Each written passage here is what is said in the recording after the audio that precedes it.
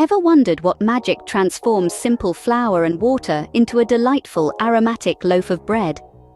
Today, we're unveiling this mystery, one ingredient at a time. First, gather the necessary materials.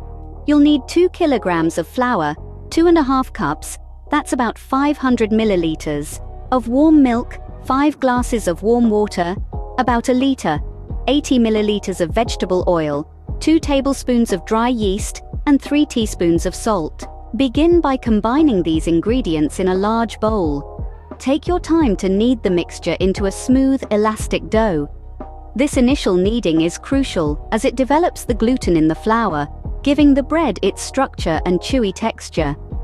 Once you've achieved a nice dough, leave it to ferment. This is where the yeast comes into play, as it consumes the sugars in the dough and produces carbon dioxide, causing the dough to rise. Allow this process to happen for at least 1 hour.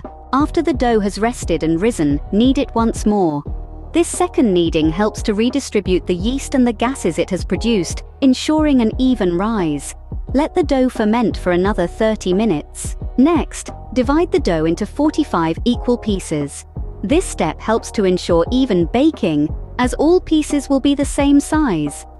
Let these pieces rest for 20 minutes. While the dough is resting, preheat the oven to 250 degrees Celsius. This high heat is necessary to create the perfect crusty exterior while keeping the inside soft and fluffy. Now, starting with the first piece of dough, place it on a baking tray, pat it lightly, and apply a mixture of 2 tablespoons of yogurt, 1 egg yolk, and 1/4 cup of water. This mixture adds a lovely golden color to the crust and provides a slight tangy flavor to balance out the richness of the bread. Bake the bread in the preheated oven for 10 minutes.